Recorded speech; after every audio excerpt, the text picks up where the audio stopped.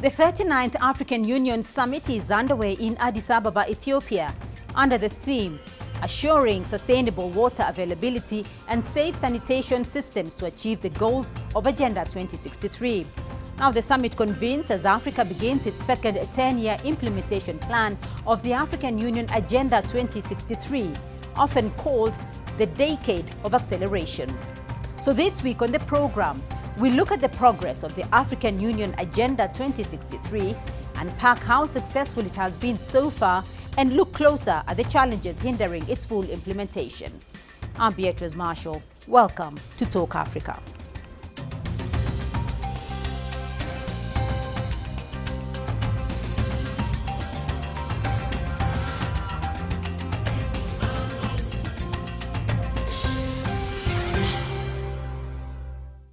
The African Union Agenda 2063 has been termed Africa's blueprint and master plan for transforming the continent into the global powerhouse of the future. It was designed to guide Africa towards achieving a 50-year Pan-African development vision between 2013 and 2063. Currently, in its second 10-year implementation phase, the blueprint has 7 aspirations and 20 specific goals. The agenda calls for a prosperous Africa, an integrated continent, and an Africa of good governance, democracy, and the rule of law. It also envisions a peaceful and secure Africa, one that is grounded in shared culture and values, driven by its people, and confident as a strong, united global player.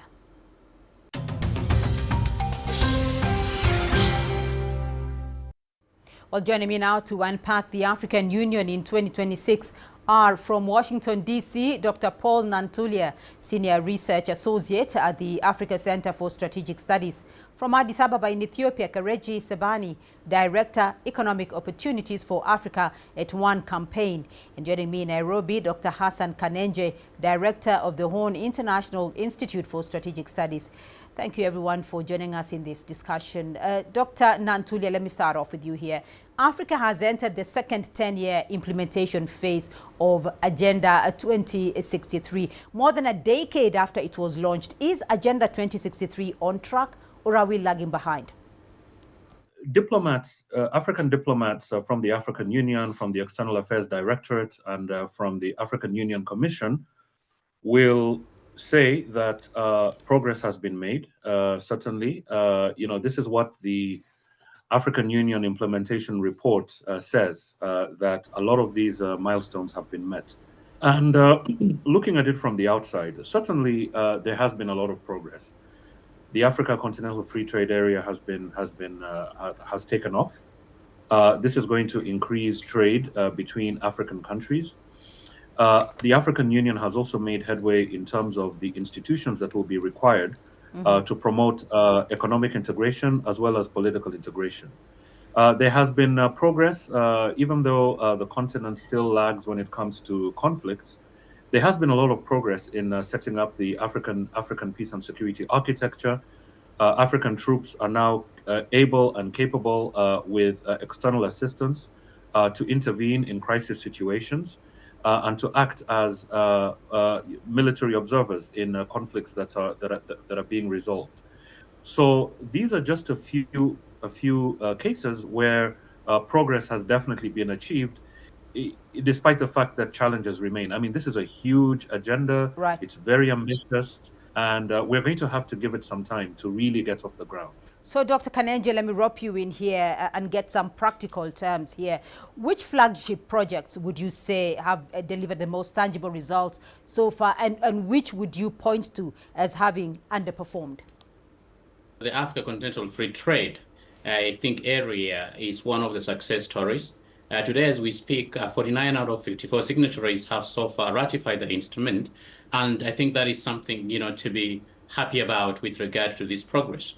The Pan-African Payment and Settlement System is in its development, and this is going to be key. This is going to remove some of the barriers that have been caused by settlement systems, of course, in currencies and mechanisms in which Africa did not have a lot of control. Having said that, there are still, of course, areas that they had committed to that, of course, are still lagging behind. like for instance, the high-speed rail. That is something outside individual initiative of key countries of the continent. There hasn't been a very integrated and organized approach in developing high-speed rail systems to be able to ensure that actually the African continental free trade can be able to work successfully. Second, you have there was the idea of the development of the Inga Dam that has the potential to power a chunk of the continent and reduce some of the energy issues that the continent has been plagued with for years. Of course, due to financing as well as other geopolitical issues, this has not been able to take off. Right. So I want to narrow in, Kelechi, on the African CFTA, Continental Free Trade Area, which now has been cited twice as Agenda 2063's greatest success. What concrete progress, though, has been seen here in boosting intra-Africa trade beyond the policy frameworks? As the other speakers noted, this has been a huge achievement of the Agenda 2063. But I want us to take a step back and look at the essence of Agenda 2063. It's a vision of transformation, structural transformation. But this transformation has to be based on affordable and access to financing. And AFCFTA is part of that puzzle. But there's a broader issue at play, I think, that we have to also contend with. Many countries across the continent are under immense pressure. And this is a compounding set of stress, ranging from high borrowing costs, rising debt service burdens, limited and declining external finance. Mm-hmm. And amongst all of these, and the sense of the pressure is mounting. We've had the right steps, we've made progress, the work is not done. There needs to be a greater effort on implementation and accelerating what has been achieved to date. Let me come back to this issue of high-speed rails. Dr. Kanenje, you did mention that, and we do acknowledge that significant strides have been made in infrastructure. Exactly where do we stand, though, on flagship infrastructure projects like the high-speed rail that you talked about, and particularly energy connectivity, which has been a focal point over the last 5 years? I think there's still underinvestment in that critical sector. And outside, a number of countries individually, not collectively, trying to do something within their own spaces. There is no integrated system, as I mentioned, in developing high-speed, rail infrastructure. And that is critical if this idea of African Continental Free Trade Area actually has to succeed. And so when we compare with other countries that have achieved, for instance, inter-trade percentages of up to 50-60%, you realize that this connectivity is critical. Now, we understand that due to limited resources, it may not happen right now, especially considering what is happening on the continent. However, I think when the storm calms down, it is likely that a more focused and disciplined, approach that is going to ensure certain commitments from all the member states to be able to do their part. I think that is something that is achievable. Today, as we speak, countries are kind of working in silos when it comes to high-speed, rail network, and others, they're showing no absence of, rather lack of commitment, or just lack the resources to realize this objective. Kelechi, narrow it down for us, though. How much closer are we to a borderless Africa where goods and people can move as freely, particularly with that implementation of the Africa CFTA? We've made progress. There was the launch of the African Union passport, but I would say the work is not done yet. Many barriers still exist. I believe there's still work to be done. Many of our countries, we still require visas to travel across countries on the continent. It's sometimes easier to travel abroad outside of Africa than it is inside Africa. For instance, me as an Ethiopian citizen, it's very difficult for me to get a visa to South Africa. It's as cumbersome as it is to getting it to the West. So the free movement of people is essential to the economic integration of the continent. We can't have one without the other. And if you look at, for instance, the Schengen region in Europe, a lot of progress has been made. The European Union is far more integrated because people are able to move without hassle across the countries that participate in that union. Dr. Natuli, I want to come to you on matters of geopolitics here, because 2025 tested Africa's resilience. Let's talk African Union response here. How did the AU respond, for instance, to the US tariff measures last year? I'm one of those that argue that the African Union was more or less prepared for that kind of scenario, because the African Union has in its DNA a strategy of trade diversification. This was there long before the geopolitical situation in the world got worse. Right back to the founding documents of the African Union and the manner in which African countries conduct their foreign affairs, trade diversification, diversification of external partners is something that is one of the key characteristics of African diplomacy. It is intrinsic to African diplomats to want to work with various partners from the Middle East, from Latin America, the North America, as well as Southeast Asia. And when you look at any foreign affairs establishment on the African continent, this is typically what you're going to find. So it's part what I call the DNA of African diplomacy, and I think it's doing it will do the continent a lot of good. Right. We saw this during the Cold War. African countries were able to work with the East and the West in ways that advanced African interest. I think you're going to see the same thing here, Beatrice. Right. Kelechi, your take on this. Was the African Union prepared for the cutbacks from the United States and the additional tariffs? It was a rude awakening in the sense that we didn't expect the intensity of the retreat from the US in terms of aid cuts, but it's not the US alone. We've seen other countries join suit, particularly from Europe. But more importantly, I think what we need to focus on is on the question of the cost of borrowing that many African countries are facing. At this moment, African countries are drowning in high debt service costs. If you just look at the amount of debt service that is consuming government budgets, just in 2025, more than 100 billion was spent on debt service by African countries.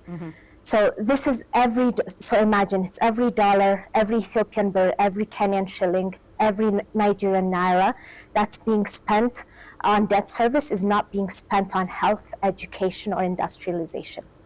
Just take the water and sanitation, which is the theme of the year and then the topic of discussion at this year's summit.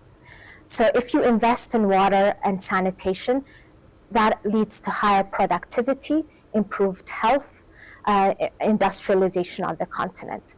But when you have high borrowing costs and when you're using a lot of your government budget to service your debt, you are not going to be investing in this critical sector, which is both an economic lever and a social good. Right. So, Dr. Kanenje, I do want to stay on geopolitics for a little bit longer, because as of 2025, U.S. policy on migrants, for instance, was defined by a major shift towards restriction and deportations to third countries, and some in Africa. Has the African Union been proactive, or has it largely remained silent on those issues like migrant rights and also on the question of the U.S. tariffs? I think on those two key areas, the continent was not very prepared for Trump administration's migration policy and even tariffs. And frankly speaking, most of the world, I think, did not expect that the United States was going to undertake this kind of action that is also harmful, actually, to the U.S. itself. Now, when it comes to the issue of migrations, the AU did not have a united common position towards it. While there were some voices disapproving of the actions involving deportations of illegal immigrants in the United States, to third countries, unfortunately, the United States approached kind of a bilateral kind of arrangement in which it was able to strike some deals, for instance, of the continent with countries such as Eswatini, Ghana, as well as Rwanda. Of course, to the dismay of many other Africans. And while there's no substantive migration from the United States through that program to the continent, I think that is something that also exposed, African Union soft belly or the underbelly. It was able to divide the continent while it wasn't very pervasive as it happened in Latin America. It is something that, I think raised questions with regard to some of the room that exist within the continent that the rest of the world can be able to exploit, and especially the United States. And so this is an area that I think the continent needs to be more prepared for next time. All right, we are going to take a short break now. We leave it there for the moment. But when we come back, we will continue our discussion on the African Union. To stay with us.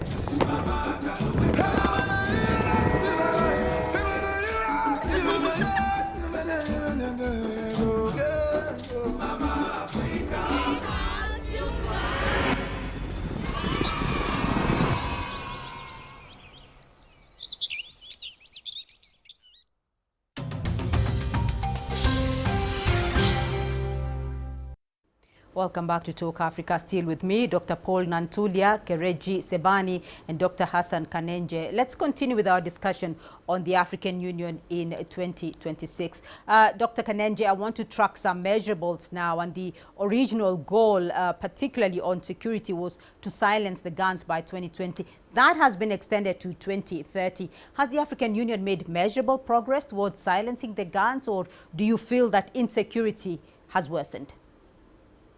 I think in the first half of this idea of silencing the guns, the continent was actually able to make some progress and to register some measurable progress with regard to the number of theaters that, where the guns went silent.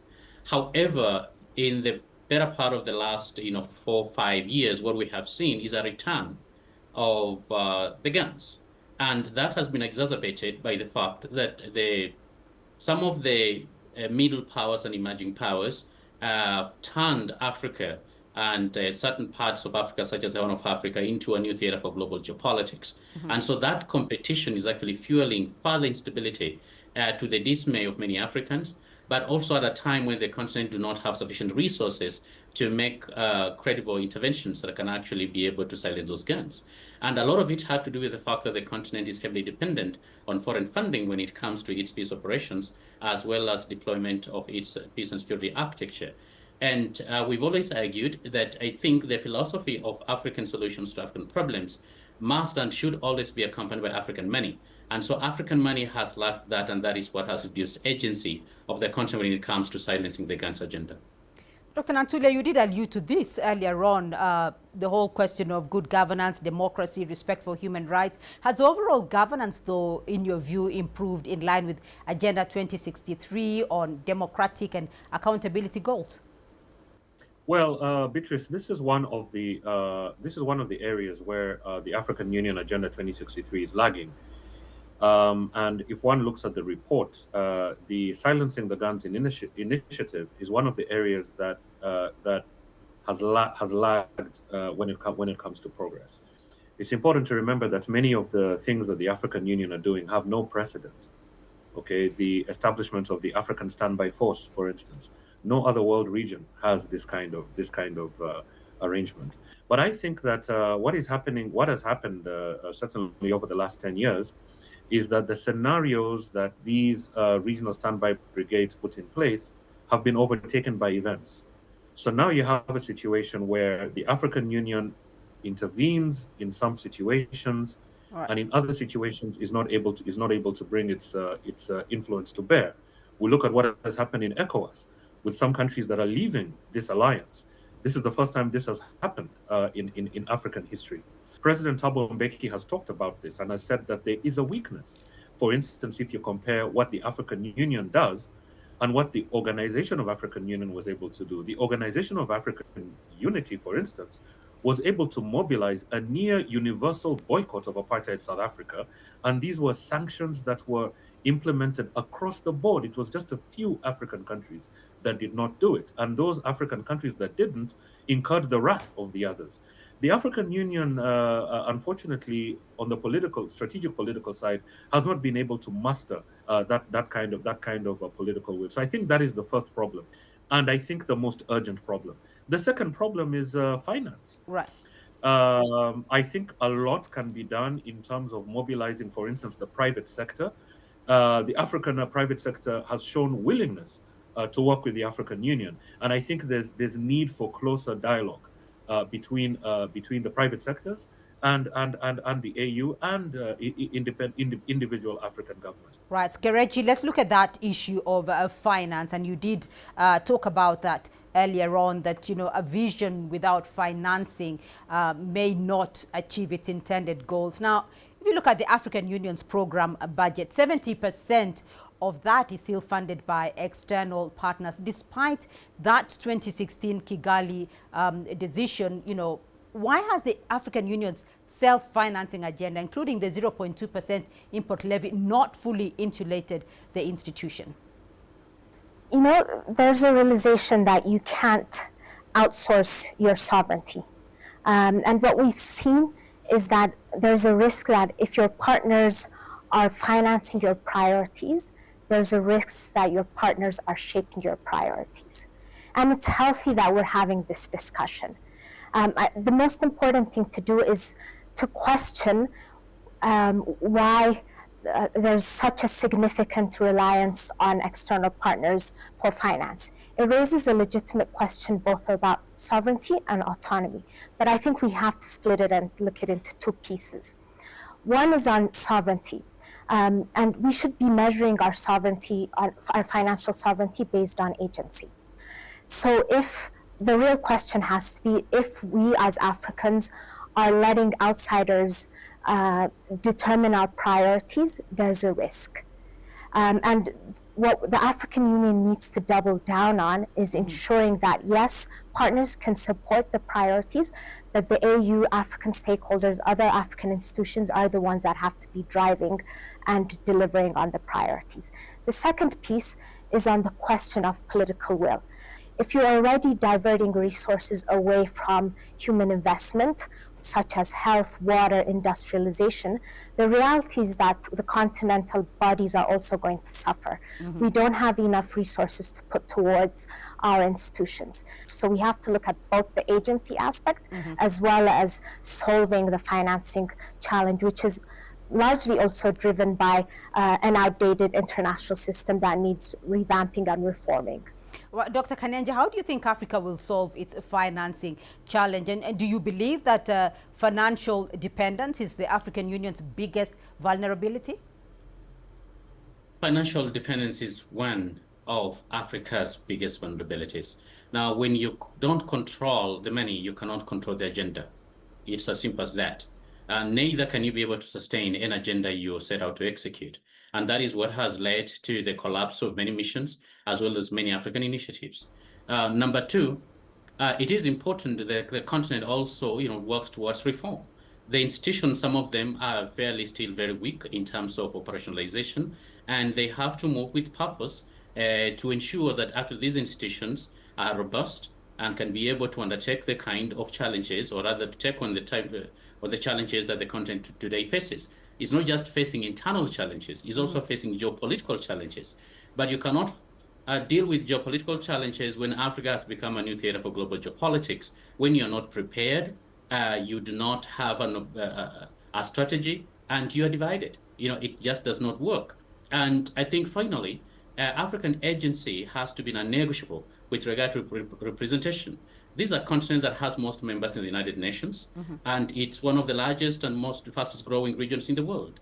To the extent that we've not advocated sufficiently to ensure we get better representation, whether in the international financial system or in the international political order, it is something that actually has worked and militated against African interests. And of course, going forward, this is something that has to change if the continent has to hold its head high and at least have a seat on the table.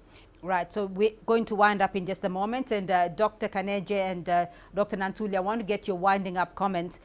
We're entering the second 10-year phase of Agenda 2063. What should be the three non-negotiable priorities for the next 5 years? we need to establish an institutional architecture at the national and regional level for the implementation of Agenda 2063. I would like, for instance, to see cabinet-level officers responsible for integrating and shepherding the delivery of Agenda 2063 targets in every African country, in every member state of the African Union. They should be cabinet-level officers driving this process. The second element, Beatrice, which I think should be non-negotiable, is we should close the taps when it comes to illicit financial flows from the continent. President Thabo Mbeki chaired a commission that established that $88 billion leaves the continent every year due to illicit financial flows. If we can close these taps at a continental level, regional level, and national level, we can actually fund the African Union without relying on external aid. The third non-negotiable should be to popularize the African Union Agenda 2063 within the private sector, academic institutions, and also within the wider structures of society.